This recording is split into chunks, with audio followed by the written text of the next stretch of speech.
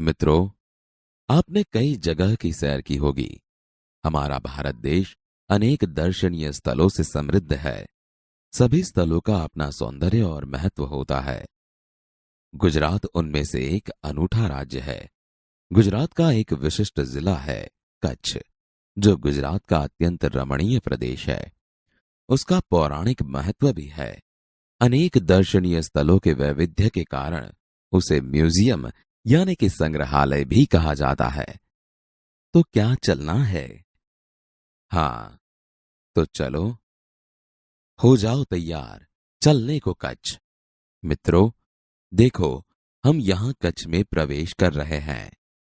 कच्छ में प्रवेश करते ही हमें रेगिस्तान के दो भाग देखने को मिलते हैं। एक छोटा रेगिस्तान और दूसरा बड़ा रेगिस्तान। इन दोनों में रेगिस्तान जैसा कोई लक्षण नहीं दिखाई देता। रेत कहीं नजर नहीं आती। अतः यह अनूठा रेगिस्तान है। सामखियाली को हम कच्छ का प्रवेश द्वार कह सकते हैं। कच्छ की यात्रा यहीं से आरंभ होती है। यहां से उत्तर दिशा की ओर यात्रा का प्रारंभ होता है। रापर से धौलावीरा पहुंचते ही हमारी प्राचीन संस्कृति मोहनजोदड़ो का स्मरण हो जाता है। यह स्थान 5000 वर्ष के अवशेषों का अंग है। इस प्राचीन नगरी के दर्शन से ही हम चकित रह जाते हैं। हमें प्राचीनता में आधुनिकता के दर्शन होते हैं। यहां से आगे बढ़कर जब हम सामखियाली से पश्चिम की यात्रा करते हैं तो भचाऊ नजर आता है, जो बड़ा गांव है जैसे नगर। वहां से गांधीधाम औद्योगिक कारखानों का शहर है। यहां सिंधी प्रजा पाकिस्तान से आकर स्थायी हुई है। गांधीधाम, आदिपुर तथा गोपालपुरी उद्योगों के कारण विकसित हुए दिखाई देते हैं। आदिपुर में गांधी स्मृति तथा पास ही कंडला बंदरगाह का बड़ा महत्व है। कंडला का विकास यहाँ की प्रजा के लिए महत्वपूर्ण है। मित्रों, घूमने का मजा आ रहा है ना? हाँ, तो अब हम जैसे ही कंडला से दक्षिण की ओर आगे बढ़ेंगे, जहां भद्रेश्वर अति प्राचीन जैन यात्रा धाम है। संगमरमर से बना 2500 वर्ष पुराना जिनालय भूकंप में खंडित हुआ। उसके पुनः निर्माण का कार्य जोरों से चल रहा है। इसे आधुनिकता का स्पर्श मिला है। मुंद्रा शहर तहसील मुख्यालय भी है। यहां अनेक उद्योगों के कारण विकास की दिशा खुली है। समुद्र के किनारे बंदरगाह विकसित हुआ है। यहां कुछ प्राचीन इमारतें हैं। समुद्र के किनारे तटीय यात्रा करते हुए हम मांडवी पहुंचे। मांडवी अति सुंदर बंदरगाह है। बड़ा प्राचीन नगर है। यह शहर राजा के महल, पवन चक्कियों तथा समुद्र तट के कारण अधिक दर्शनीय बना है। यहाँ वीआरटीआई ग्राम्य संस्था है। 72 जिनालय है। पास ही बिदड़ा गांव में अंतर्राष्ट्रीय अस्पताल है। मांडवी से आगे चलते डुमरा, कोठीरा, सुधरी और जखो महत्वपूर्ण गांव है। जैनों का प्राधान्य यहां नजर आता है। नलिया शहर तहसील का केंद्र है। यहां वायुसेना का मुख्य अड्डा है।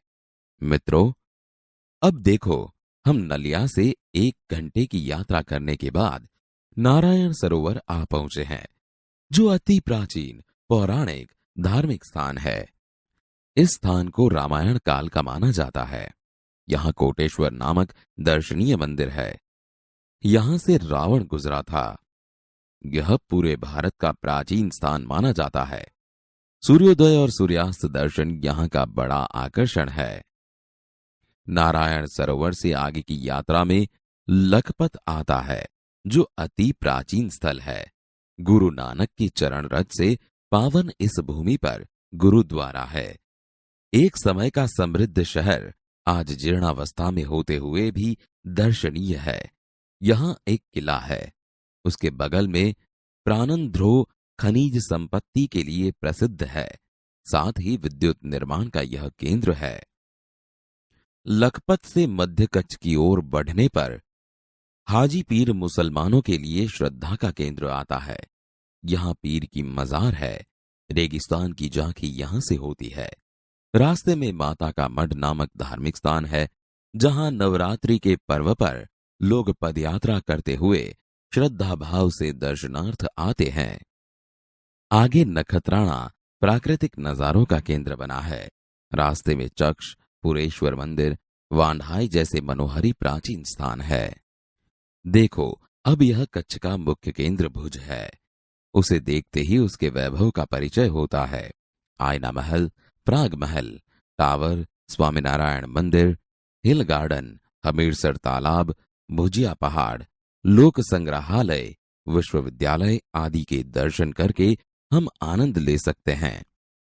सन 2001 के भूचाल ने इसे खंडित किया था, तो लोगों ने उसके नए स्वरूप में पुनः निर्माण करके और सुंदर शहर बना दिया है। जैसे ही हम भुज से उत्तर दिशा की ओर आगे बढ़ते हैं, तो खावड़ा में काला डूंगर है। पहाड़ पर चढ़कर रेगिस्तान की झांकी करना एक अनूठा अनुभव है। सरकार एवं स्थानीय जनता द्वारा रणोत्सव का आयोजन होता है। देश भर से लोग यहाँ आते हैं। सफेद रेगिस्तान को देखना एक आनंददायी घटना है। भुज से अंजार भी जाया जाता है। आगे बढ़ते हुए सृजन संस्था में यहाँ की प्रजा की हस्तकला का परिचय होता है। जैसल तोरल की स्मृति में मंदिर बना है, जो ऐतिहासिक स्थान है। यहाँ से आदिपुर तथा गांधीधाम जा सकते हैं। सूरजबारी नामक स्थान से हमारी कच्छ यात्रा पूर्ण होती है, जो अविस्मरणीय स्मृतियां छोड़ जाती है। कहा जाता है, कच्छ नहीं देखा तो कुछ नहीं देखा। कच्छ गुजरात का गौरव है और दुनिया भर के लोगों के लिए किसी भी मौसम में दर्शनीय एवं आकर्षण का केंद्र है।